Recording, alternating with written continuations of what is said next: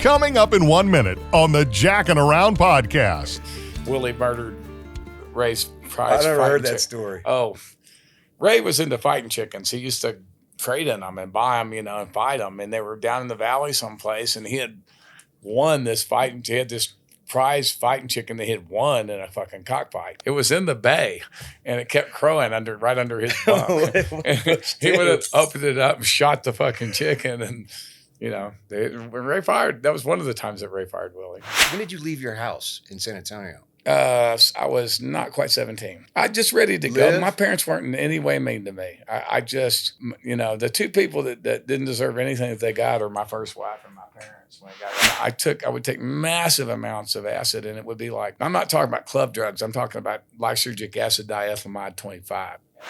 Well, I don't know. I think I must have known that I was put here to do this. I don't know. It takes some audacity to do this in the first place. Like, I don't think there's anything wrong with the state of country music nowadays. I don't think there's a goddamn thing wrong with it. I think there's country music is whatever these guys say that it is because it's their turn. That's right. And some of them are better than others, and it was always that way. This is the Jackin Around podcast, hosted by two-time Academy of Country Music Award winner and master storyteller Jack Ingram. In these open dialogue podcasts, Jack digs into the personal stories of a wide variety of special guests. And now, here's Jack.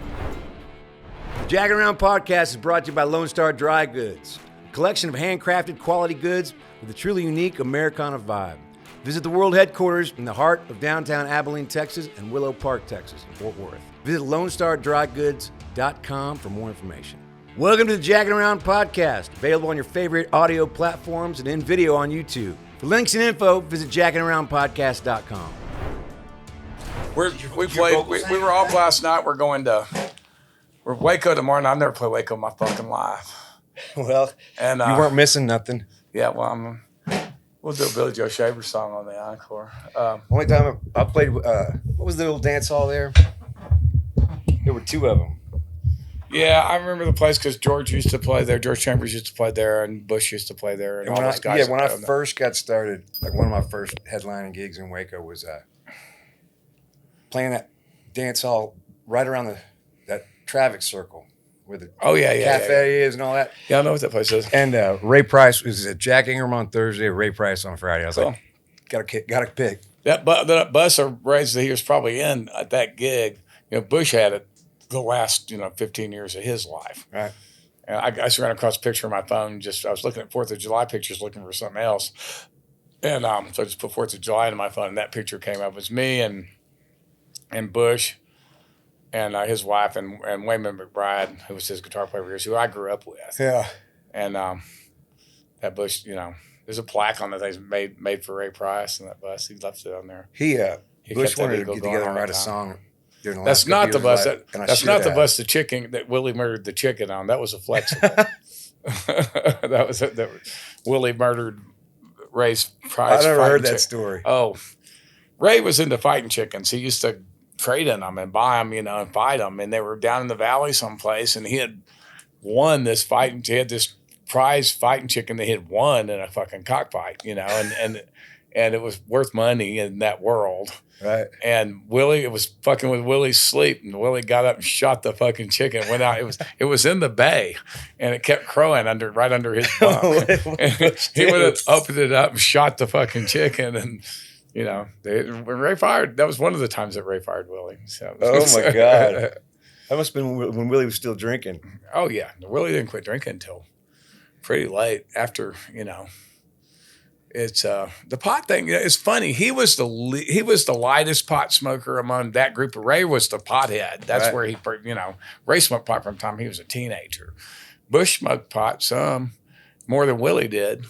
Well, every time I've read about Willie's story of it is that it was just a substitute. He just got tired of being an asshole. Yeah, it got tired of not being able to keep his dick in his pants. That costing him money is what happened. Okay, same thing. That's what happened.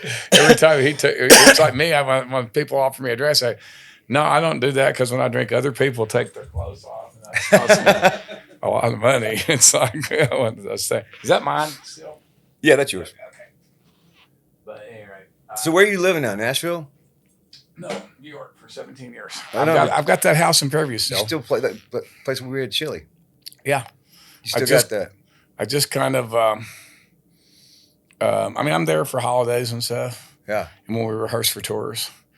The thing I remember most about that place was every time somebody crossed the gate about a mile out or whatever. Well, it's when they hit the end of the gate, the top of the road, that ding. The alarm's gone. I had that for a reason because I got surprised a couple of times, and I had that so I could run out through the woods at one point in my life. But the driveway was originally gravel, and I could always hear cars coming up, and then I paved it, and it got quiet. It started freaking me out, so I put that alarm out there. So, people could sneak up on you. Yeah. So I bought the house in 1988. Which was 15 years after you moved there? After what? After you moved to Nashville? Yeah, at least, 15. I think that's right, because Guitar Town's about 13 years. So when you got to Nashville and you were a kid, you were what, 17? No. Rodney likes to think I was 18 because it makes him think he's younger. So he always says I was 17. He's the one that started that rumor. I was 19. Right. I was pretty close to 20. I got there in November of 1974, and I turned 20 the following January. And how many songs did you have in your notebook when you got there? Oh, I don't know, but I threw every single one of them away. That's what I was about to ask. So I've always wondered if you came out fully baked. No, there's not one. There's not a single one that survived after I got there. The first few songs, there's a few songs I still play that I wrote in that first couple of months. The Mercenary song, which I play occasionally. Which you didn't put out on record until... It took 13 years for me to that was get your comeback Guitar record out of Town. It jail. took me. I made a record in '82. I made a EP for a little independent label called LSI. I had that 3-piece rockabilly. Was it that rockabilly? Yeah, I remember that. Yeah, so that '82, and then so the same year that so it's when Keen was living up there because it was the year Justin was born. He was born in '82. So Keen was there '83, I guess. Were you and Robert running buddies? I knew him for a long time. Yeah, KDB was a friend of mine, so I met him through KDB when he was before No Kind of Dancer came out. I mean, just before that record, just before they released that record. Man, I first ran across his music when it was the storytelling that got me. Yeah, that live. I mean, I knew Lyle long before I knew King, just because I was, I played Anderson Fair when I could. I was kind of banned from Anderson Fair because Towns was, and I played there. The only time I played there was I opened for Eric Taylor. He would always make them put me on the bill when he played there. And when you were living here, when you were in Houston. When I was living in Houston, yeah. So why did you leave home so early, man? The what? When did you leave your house in San Antonio? I was not quite 17. Was it? You were just ready to go. I just ready to go. My parents weren't in any way mean to me. I just, the two people that didn't deserve anything that they got are my first wife and my parents when it got right down to it, So I didn't, I just knew what I wanted to do, Right. Even a psychiatrist that I was seeing, back then told my parents that, he knows what he wants to do. He says, so there was reason for you to go to psychiatrist at that. Like you went and saw somebody. Everybody. I mean, probably, but the deal, that's probably a reason for everybody to go. But the reason I was there was every other kid that went to a middle class kid that went to a psychiatrist because my parents caught me with drugs. I got you. So I thought I was a sky pilot, and I would take massive amounts of acid, and it would be like. I'm not talking about club drugs. I'm talking about lysergic acid diethylamide 25. And I just because I was taking acid in 69, 70. What was the appeal to that, man? Like as a 15-year-old, 16-year-old? I was 14 when I started. Yeah. Like that's a real drug. It's a real drug. It's a weird. I feel sort of the same way that Ram Dass did about it. I don't think I would be the same person if I'd never taken it. And for a long time, I didn't trust anybody that had never taken LSD. Right. But it was, for me, it was, I'm an addict. So I got addicted to LSD just like I did everything else. But was everything really didn't matter what drugs. With all that stuff, self-medication at the end of the day, once you got off of it and got in a stable situation? Well, that took years. I took drugs in some form or fashion for years and years and years. And I just juggled them around enough. I left Texas when I did because Austin, whenever I was going to Austin, I went to Nashville because weather too good, girls too pretty, dope too cheap. I know I won't get anything done here. And I went to Nashville, and I knew, and I tried. I would do things like, I got to Nashville. I started shooting heroin when I was 13, even before I did LSD. And I would get strung out, and I would lay down and get well and lay off of it for a while. And so I did that dance for years. Mm-hmm. And I always injected it. I never took it any other way until much later, when I was doing another kind of flirting with it, when I started doing it again. But basically, I got to Nashville, and opiates were ridiculously expensive there. There was no way for a guy scuffling around could afford them. I did cocaine when somebody that could afford it had it. Right. Mainly, I drank. The alcohol became the drug of choice when I got to Nashville. It was a drink in town, and still is. I already drank, too much, and I was weird because I was like, I had a pretty high capacity for alcohol. I didn't have that allergy thing that Towns had and a few other people I know had. That You're talking about the personality changed just instantly, and you could see that in their eyes when it happened. I didn't have, but my personality changed. But I could tolerate a lot of liquor, but there was a point at which I did black out. It took a lot, but it would happen. I can imagine, a guy like you. I'm a Texan. I can drink all night. The what? You're a Texan. You can come from Texas. Well, I thought I was supposed to. There was that stuff, and there was also you could drive around, with an open container in your car when I was growing up. You could drive. You could, it was, and then it was legal. It was legal to drive and drink literally as long as you would submit to a breathalyzer. I remember. And it was, then they changed it to where it was just anybody else in the car could have an open container, but the driver couldn't. So the law was basically that. Right. That's what it was like when I got my license. Yeah. So when you got to town, did you automatically hook up with? Did you already know Guy in town? I met Guy in Nashville. I knew Towns. And Susan Walker and I were talking about this because I'm trying to figure out whether it was her house or not, and she can't remember. I'm doing a Jerry Jeff record. I decided to complete the set, and we've already started rehearsing for it. That's what we're going to record next. And I probably would have done it before now, but Justin died, so I made that record. But there was, Django actually came out to see us at Green Hall, and that was where this conversation started. And I asked her, and she's trying to remember, but I crashed the first time I was ever in the same room with Guy and Jerry Jeff when I didn't pay to see a show. Right. Was Jerry Jeff's 33rd birthday party. He was playing Castle Creek.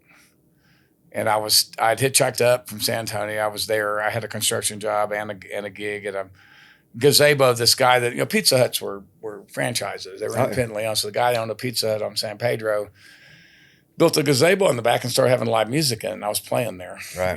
And it was because I started there before I turned 18, so it was, I could play there. I couldn't play in a bar. And it was like, I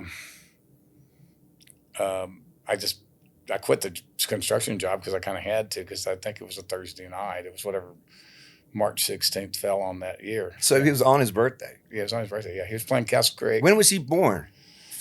He was 70. 30. He was almost 80. He was 79 when he died. His next birthday he would have been 80. I think that's right. He's 78 or 79. I think 79. Yeah. 40. Was he the same age as my uncle? I think he was born. He was 42. Is what? 1942. Yeah, that makes sense. Yeah. Yeah, that's right, because John Lennon was born in 40. Yeah. Good job. We didn't know there'd be math on this deal.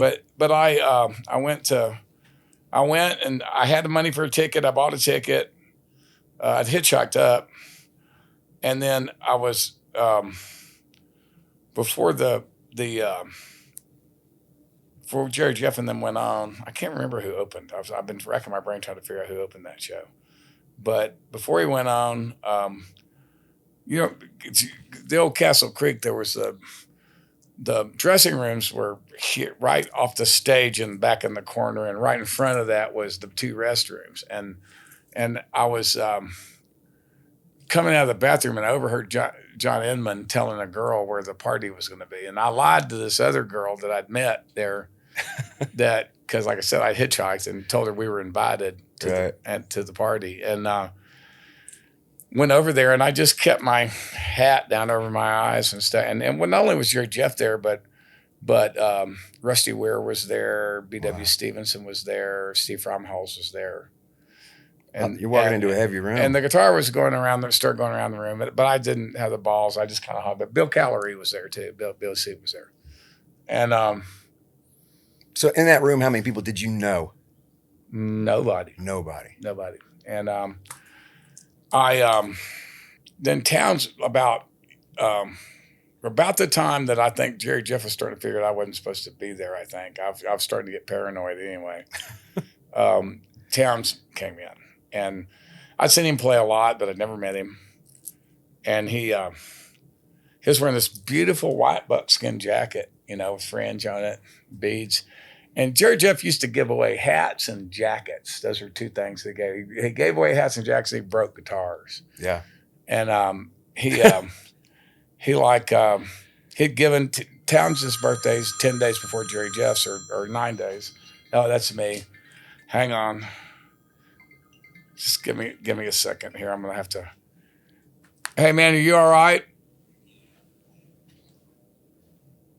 Okay, I'm in the middle of an interview. Just give me a sec. Give me about an hour, and then call me back. All right. See you. Bye.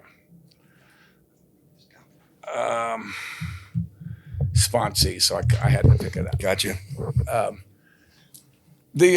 So hold on. Towns walks in with a buckskin. And a beautiful girl, one of the most beautiful girls I've ever seen. I later met her because it was the last kind of really nice girlfriend he had for a while. So he met Cindy. He went through a girlfriendless period there after that for a while, and which I was a part of that.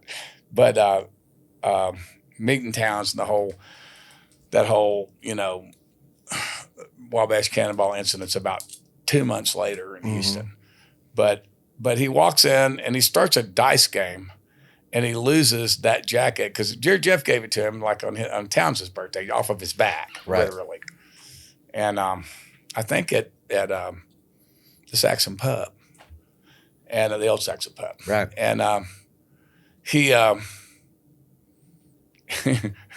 he lost the jacket and every dime he had, and then left. And I thought, my hero, and it was like those things. And I just how we choose our heroes. Yeah. Dude walked Jerry in, Jeff lost was his jacket. definitely my hero up to that point. At that point, it kind of started to be Towns. Now, why was Jerry Jeff such a big part? I mean, I know why he was for me, but part of it was hitchhiking. The thing about Jerry Jeff was I knew those Atco records and that stuff, because I'll tell you, when I was in 1969, when I was a freshman in high school, my drama teacher, a guy named Vernon Carroll, he gave me my first copy of the Freewheelin' Bob Dylan. My first Bob record was Highway 61 because of my age. So I backtracked all that acoustic stuff. Now, I wanted to sound like Jimi Hendrix, but my dad wouldn't let me have an electric guitar, so I became a folkie by default. Right. My dad would not let me have an electric guitar. So I started gravitating towards records that sounded, Beatles and Stones songs that had acoustic guitars on them, Kinks songs, and then a lot of, Crosby, Stills, and Nash, all that stuff was going on. And I started backtracking, trying to figure out where all that came from. And then Vernon Carroll gave me a copy of the Freewheelin' Bob Dylan. The same year, we did a show at school. He was my drama teacher, and he gave me him, and George Chambers was my science teacher. George Chambers in San Antonio. I don't. George is like, ask Willie Nelson who George Chambers is. He great local country singer around San Antonio. Never quite broke nationally. He had a big regional hit called Ding Dong Howdy, which was a Doug Haywood song in the 70s. And he was the only teacher at my school that drove a Mercedes convertible because he played gigs around South Texas on the weekends and he taught school. His mom, I guess I don't know what the deal was, whether his dad died young. I never knew him to know, but he was taking care of his mother. He lived with his mom, took care of her. Right. And so he just never quite made when he went to Nashville to record or do this or do that, he stayed up, at Ridgetop at Willie's. Yeah. So you were in a band with him? He's my science teacher. I'll see him he'll be at this. He lives right up the road from Floors. He'll be at the show Saturday night. Yeah. He's Willie's age. He's 88. You know. So, Bush was his next door neighbor. You know. and until he passed away. But I just So you were in a band with your teacher? He was my drummer. I played bass a couple of times. Actually, his bass player at the time was B. Spears. Oh, wow. And when B went to work for Bush, I subbed a little bit, but I wasn't good enough to be in that band for any length of time. Well, it seemed like you faked your way into pretty good gigs. I just got lucky, and then I didn't. I played bass a little bit, and I kind of lied and said I played bass more than I did. That's how I got the gig with Guy. And Guy had a bass. I didn't have one. So Right. And I lost his bass. I left it in a car in front of the Gold Rush. Somebody stole it. Knocked out the back window of the VW. So he was mad at me about that for years. But there's, I just, Vernon Carroll, the drama teacher, and he and George were buddies. They were the same age and didn't think like the other teachers did. Mm-hmm. They weren't fucking football coaches, Right. So all my English teachers were football coaches, which is a fucking All mine were tragedy. history. Yeah, so history and English, that's what they let them teach, which is fucked up. Yeah. But that's In the high two school, things they should. some of them were That's health. the two things they should never be able to teach. They're qualified to teach health and PE, and that's it. Yeah, man. And health, that's questionable. But My health teacher was a football coach, and Yeah. he was also a part-time police officer, and he's the one that told us, carry a 6-pack, we'll make you pour it out. If you carry a 12-pack, you're going to get a ticket. Carry more than a 12-pack, you're going to jail. If you carry a joint, we're going to make you throw it out. If you carry a dime bag, you're going to get a ticket. If you get more than a quarter, you're out. You're done. Yeah. Well, it was just a little earlier than that. So the only place you could get away with getting caught with a joint in the state was Austin. Right. And cops were in Austin were way different than they are now. But at any rate, Vernon Carroll decided we were going to do a show called The World of Carl Sandburg, which had been up on Broadway in the 50s or early 50s, in the 50s sometime. And it was, Carl Sandburg was the other folk song collector that was important besides the Lomaxes, the Carl Sandburg's American Song Bag. And I learned cocaine blues for that show. And I was in the show. I wasn't really acting in it. I was about to say, man, so I was just singing. And he drama decided he just wanted because of Mr. Bojangles in the show. And so I learned Mr. Bojangles from the Atco record. Yeah. The original recording. That very first one. Him and Bromberg. Yeah. know. And that's when I learned the song. So I knew it. Is that the recording where it sounds like it's at a radio station or something, and the engineer goes, "Wow, is that yours?" That's this is a studio recording. But Yeah. it's on. He was on Vanguard for a couple of records, and then he was on Atco for that one moment. He recorded Mr. Bojangles before on the second. He recorded it, I think, 3 times, maybe 4 times. What was that band he had? Circus Maximus. Circus Maximus. That was him, and Gary B. White was the bass player in that band. Gary White wrote "I Think I'm Gonna Love You" for a long, long time. He's from Houston. Jerry Jeff, Guy. Jerry Jeff, Baby Keith Sykes, Emmylou Harris, and it pisses him off I call him Baby Keith because I'm the only person that ever was around him was younger than him. But Jerry Jeff, Gary White, Keith, Emmy, and Bromberg all lived in the same building on Thompson Street, right around the corner from where I live right now. No kidding. Yeah. And were they all friends? Huh? Were they all friends? Oh yeah. Because Bromberg and Jerry Jeff were the house band and opened for everybody at where was it? They were at the bitter end, Mm-hmm. and Emmy were open for everybody at Folk City. And that's before she hooked up and went and made the records with Graham long way before. That first record of hers was made around that time when she was in New York, and she was married the first time, Right. right after that, and it's Holly's dad, Right. and then she went to D.C., which is back where she went to high school, Mm-hmm. and that's where she met first Chris Hillman. Chris Hillman told Graham about her. Oh, really? Yeah, because she opened for whatever Chris was doing just before the Burrito Brothers. Right.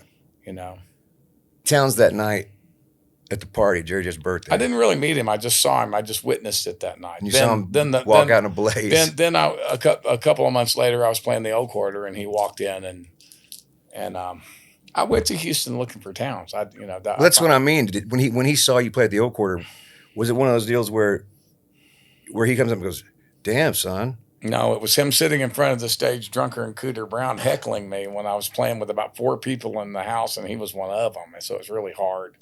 But he didn't say one word when I was playing. It was just in between songs. It's it, play the Wabash Cannonball, you know. And finally, I admit I didn't know the Wabash Cannonball. And you call yourself a folk singer and you don't know the Wabash Cannonball. And then I finally played Mr. Mud, Mr. Gold, and he shut up. Because I knew every word. I was one of 2 people that knew. Maybe, no, 3. Me, Rex Bell, and Vince Bell. The only 3 people that knew that song. I've heard he could be tough. I've heard that he could have been that he could be tough. Oh yeah, no, he was hard on me. He was hard on everybody, but Guy. He could be a little hard on Guy. Mainly, he was hard on himself. Right. You know. So after you get up to Nashville and you kind of get your footing and you're playing bass with Guy and you knew something was going on. I was talking to somebody the other day. I was like, because I was asking, was Steve aware of what a great songwriter he was going to be or whatever? And then I was like, well, man, he wouldn't be hanging out with that crew unless Guy championed you. I mean, if you look at Heart-Worn Highways, I was almost completely cut out of the movie. I'm just sort of there, the original version of it. I'm just sort of there at the Christmas Eve hammered, and but you can. In the extra footage, they included the part where I play the Mercenary song. And Guy he goes to everybody in the room, makes everybody shout, says, listen to this song. And even the guy behind the camera says, listen to this song. And he just did that. He did it with Rodney before I got there, and it was me before that. But you were what, 19, 20? I was 19, yeah, 19, 20. All right. So I remember being 19 and 20 and trying to think I could write a song. So what did that do? Like, you knew who Guy Clark was. Yeah. What did that, did you go, holy shit? Well, I don't know. I think I must have known that I was put here to do this. I don't know. It takes some audacity to do this in the first place. I had a guy, you know, my first wife, she was going to come to the show tonight, but she came down with some flu symptoms. She's not going to come. She's living back in San Antonio, and she was going to come tonight. But my first wife's father really hated me. And I was playing Sand Mountain. John Carrick had come back and was running it. And he brought this guy down that he said was from Columbia Records. And I didn't know anything about the record business again. And the guy had been sort of set up. They sat there and drank, and then the guy told me that wasn't any good.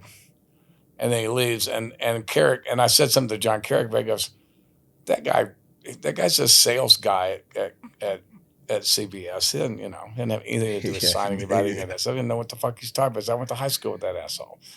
And, and it was just, he brought the guy in to convince, basically convince his daughter, that I wouldn't shit. It was right before we got married. Because Sandy and I met when I was 14. I ran away from home. She was 13. I ran away from home. I was at large in Houston for about a month.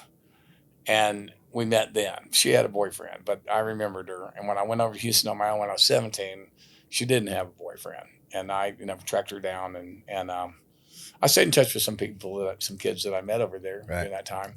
Not her, but her best friend I was in touch with the whole time. And we wanted to get married. And her parents didn't want to give her permission to get married, but they couldn't stop her from living. She dropped out of school. I dropped out of school, and she was 17.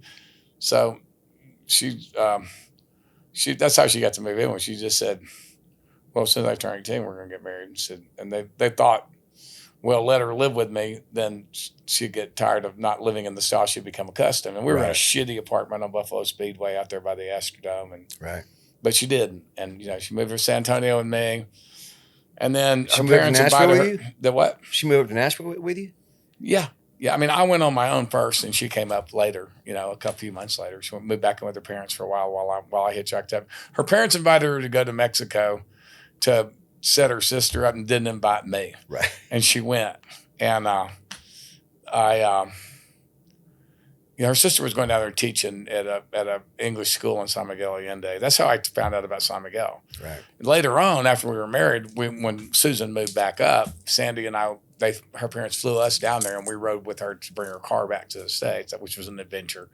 But so how long did that first marriage last? 3.5 years. That's pretty good for marriages lasted 3 years as far as I knew for a long time. Right. You know. Where was she? Now I know that you married two women twice. No, just one twice. I'm not that stupid. Half divided by half. Yeah, no, I married one twice. And Ian's mother, Luann, I married her twice. I married, my second wife's name was Cynthia Dunn. She was just as wild as I was, and I thought that's what I wanted. Yeah. And my third wife was Justin's mom, Carol, and Carol Ann, and then Lou was 4, Ian's mom, and then Teresa, who was like once Guitar Town came out, and I started finding Teresa was with the record label. Yeah.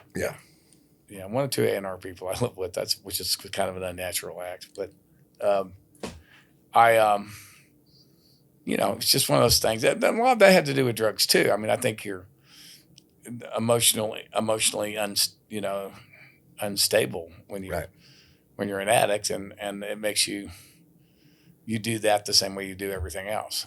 So did that ever scare you, man? Like being untethered like that? Like when you get married? No, I don't know why. I mean, my father at one point, because I'd been in Nashville for a long time, and the record deal never happened, and I was like, through a couple of publishing deals, and then Justin was born, and I was kind of in a panic and working a couple of jobs. Plus, I had a publishing deal, but I was getting a smaller draw than I started out with, which is never a good sign. Mm-hmm.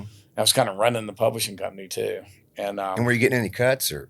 No, not really. And then I did get one cut of Johnny Lee record, and the year Justin was born in '82, and but it was still few and far between. I get a cut here and there, but only one single that ever made any money. That was that Johnny Lee record. John Scott Sherrill and I wrote. Okay. And and how old were you I just about given up when Guitar Town came along, and Noel Fox signed me to Silverline Gold Line, and he told me I'd already had a record deal and lost it basically at the Rockabilly thing. They signed me because that was a thing, and then thought they were going to get Rockabilly records on country radio. That didn't happen. So they put me with Emery Gordy to do something more conventional, and those singles didn't happen. They didn't release the album. And then they dropped me, but no Fox signed me. You made a record before Guitar Town that was with Emery? Yeah, it wasn't released until later. That's thing they call early tracks, okay, which was originally a album that was intended to be called Cadillac, which was just a 3-piece band. And then there's 4 sides that were done with Emery that got stuck onto that, and a later version of that re-release. So you got a kid, you've already had a publishing deal, you've already had a record deal. I've been through a couple of publishing deals. Right. But then Silverline signed me, and Noel just set that place up to be what Bob Beckham originally set Combine up to be, but he bailed on it too when the idea was a place for writer artists. And he had the Oak Ridge Boys money. And Noel was a member of the Oak Ridge Boys. He was the bass singer, the last gospel version of the Oaks before Richard Sturbin. He's the bass singer before Sturbin. Right. And he was a good song guy, and he just encouraged me to write the way that I write. And I went and saw Bruce Springsteen on the Born in the USA tour, and I just went home and decided I was going to write an album, even though I didn't have a record deal at that point. Tony Brown was one of the writers because he had this long-standing relationship with the Oak Ridge Boys because he'd been in their band, So you got some publishing. So, yeah, it was just like he basically when he left RCA, when it went to MCA, he went to Bowen. They hired him, Emery Gordy, and who else? David Hungate. And they said and told them all, you can say, okay, you're A&R guys, you can sign whoever you want to. And Tony and Emery said, we want to sign Steve Earle. And he said, anybody but Steve Earle, because Bowen hated me. And why? Bowen hated rockabilly because he came from being in a little rockabilly duo, like Party Doll. That's Buddy Knox and Jimmy Bowen, and Knox singing on the Party Doll side, and he had the B side, the one song he sang. So that's probably why he hates rockabilly, because he had the B side. But he just hated me, and he fought me every inch of the way. And when Guitar Town came out, he didn't think the record was going to do anything. The first single, which was Hillbilly Highway, didn't do very much. but it charted, and so I was excited. I had a top. I was about to say, what did you think it was? Did you know what you had? Did you know you just the same? Guitar Town, we knew that it was a really, really good record. I didn't know whether it would get on country radio, and I wasn't even thinking about that. I wrote, like I said, I was trying to write "Born in the USA." I was writing an album. To a certain extent, you did. So I just Guitar Town as a single blew my mind. That was what hit. That did better than Hillbilly Highway. Hillbilly Highway was co-written and a little more contrived. Guitar Town was just. It was written for one purpose. I saw Bruce walk out and play "Born in the USA" to open the show, and I wrote it to be the opening song of that record. And the opening song of the show. That was the only reason. Let's get up and go. It was just, and there was a song like that on every record I've ever made. A song that just basically says, "Here I am." I just kind of decide that's how you put an album together. I mean, I grew up in the era of albums, So, well, that was still an era of albums. The what? 86, 87. Yeah, it was. But I mean, I grew up, but Nashville was never that. I mean, the Johnny Cash made a few concept records, even before the Beatles did. And Willie had made those records. That just happened, but Nashville hated that. Willie had to leave to do that. He didn't live there anymore when he made Faces and Stages. And that was all after he moved back to Texas. So, when Guitar Town comes out and you start, it's picking up some steam, or how did that work back then? Was it just? Well, I figured out that I wasn't going. Bowen hated me, and so I figured out I wasn't going to be able to consistently. And Sheila Shipley, who ran the promotion part of it, hated me too. So she hated me because Bowen hated me. It was her job, and it was her job to hate me. I mean, I know that it's fun to think you can be a hateable, but you're not a hateable guy. Oh, I don't know. I think there's people that hate me, but it's not.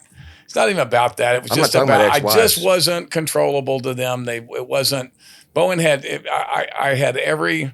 He made me do a demo to get that deal. He said, "You got to prove to me he can sing." So they went in and really beat me to death on the vocals, getting them to where they were really in tune and whatever. He just decided I couldn't sing.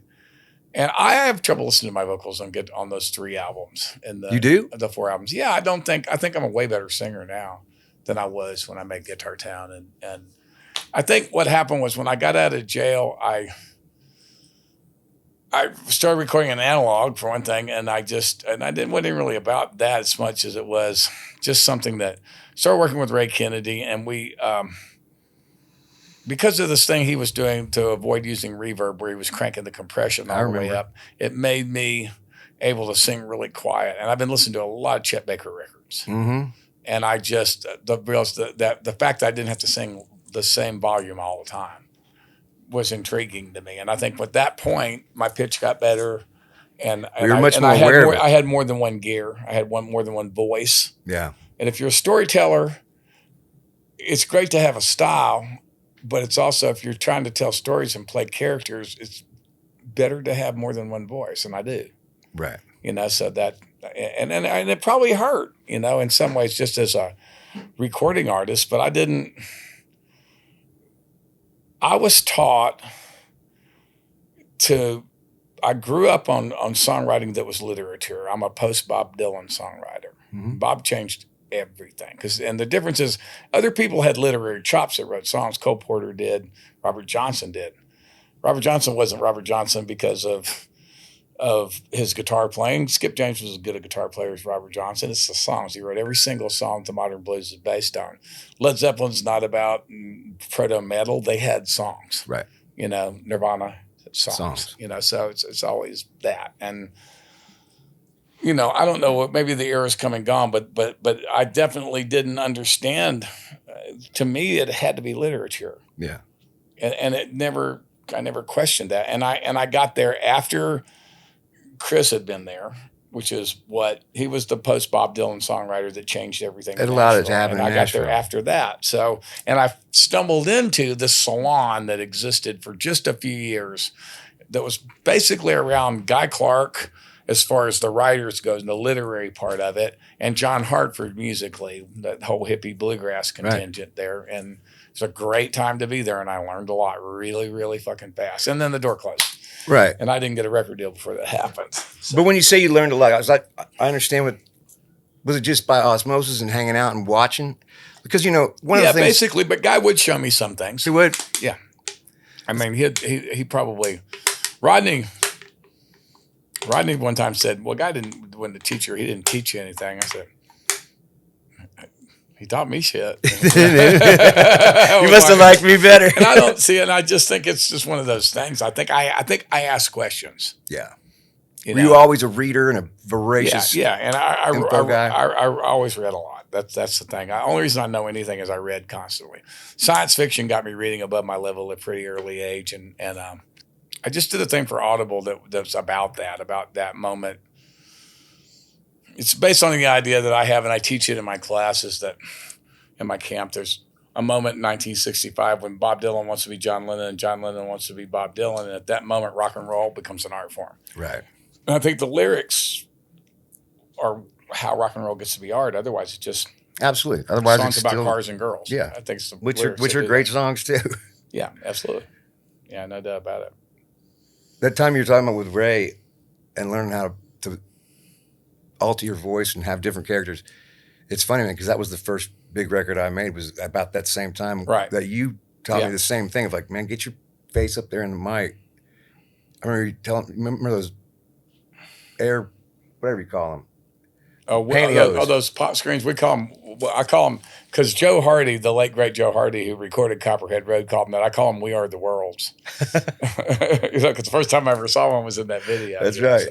So but I do remember learning how to make a record because of that. Like, yeah, I mean, I learned it's a way to make a record. It's not the only way to make a record. There's another way to make records, but I learned a way, and I still make them that way, the way that Ray and I did. And I still work with Ray. He's an engineer on the records rather than a co-producer now, because that's just a matter of titles anyway. He still does basically the same thing he always did. Do you still produce many outside records other than your own? Very often. I do it once in a while. Did you enjoy that? I do enjoy it, but I only enjoy it. I hate it when I could never do it for a living, because you're going to have to end up siding with a label against an artist to keep that job. Yeah. To be able to get a lot of work. And I just couldn't consistently do that. So Jim Dickinson never worked for the same label twice, because he'd always end up siding with the artists. And sometimes it's just Dickinson. Dickinson would fuck artists up every once in a while because he was just hard-headed. And Dickinson would forget that it wasn't his record. It's also hard when guys like you or Dickinson or anybody else that has that kind of talent, that kind of career, you want to give that gift to young artists who are like, I do want to teach them how to be thick-headed, but sometimes if they can't carry that through. I approach it as a teacher. I had teachers. I had people. I had a real live apprenticeship, and so I tried to put that back. That's all. I mean, some of the lessons that young artists like I was, you pay for that later on with other labels when you go, no, because here's how my heroes did it, and here's how my heroes did it. And they said, no, this is my thing. I'll take it or leave it. And then you end up losing 2 or 3 record deals and go, right. You have to really learn to pick yourself up. There's always somebody that has an idea of how things are going to be done in Nashville or wherever. And it doesn't matter. Like I don't think there's anything wrong, with the state of country music nowadays. I don't think there's a goddamn thing wrong with it. When Guitar Town was out, I was playing Las Vegas, not a showroom, but a fucking joint, a dance hall, just like we have here with the dance floor right in front of the stage that I had to get across to get to an audience that gave a fuck. That's right. And I was like, this one guy kept dancing by, and every time he'd come by, he'd go, play something country. Guitar Town was the #1 country album that week. And I heard it, but the third time he did it, I stopped the band in the middle of the song. Only time I've ever done it. I said, you know what, Hoss? I got the #1 album on the Billboard country charts this week. This week I decide what's fucking country and what's not. And I've the same way I've heard people, some of my peers and some people that I love, talking about, well, that's not country music. That's bullshit. Yeah, it is what it is. That's bullshit. It's just country music is whatever these guys say that it is because it's their turn. That's right. And some of them are better than others, and it was always that way. Yeah, man. For every Willie and Waylon, there was a Dave and Sugar. There was 20 Dave and Sugars. That's what I mean. It was always, or maybe 100 Dave and Sugars for every Waylon and Willie. Well, man, I know you got a show to do. Thanks for sitting down with me, man. I really love catching up. Yeah, no, glad we got to do it. And this thing is just like, I'm going to make a record of Jerry Jeff songs. That's what's next. I'm working on, with Horton Foote's daughters, on a musical of Tender Mercies right now. That's wow. the next theater project. And I'm about 3 songs into it. I'm working on this TV pilot that I'm writing, which is a science fiction thing. I'm going to finish that by the time I get off the road. Mm-hmm. And just because, I don't know, Brian Koppelman read it and said, you need to write the pilot yourself. Don't try to pitch this as an idea. I just decided to do it. And my agent liked it. Koppelman likes it. So they gave me a copy of Final Draft. So I'm doing that. And then I'll turn that in. And then my day job when I get off the road in September becomes Tender Mercies. And so I needed something I could do for a record next summer. It's going to be cool. You know, she tried to do it with Billy Joe because, you know, Bobby Duvall talked her into it, you know, because he loved Billy Joe so much. But that's not a project for Billy Joe Shaver. No. We're probably going to do Ain't No God in Mexico tomorrow night in Waco. And I'm just going to walk out for the encore and I'm just going to say, where you want it? And play Ain't No God in Mexico. Hey, if you need somebody to come scream on the Jerry Jeff record, let me know. I'll be there front and center. Right. Cool, man. All right. Thanks, bud. Thank you. Oh, good to see you. Hot in here.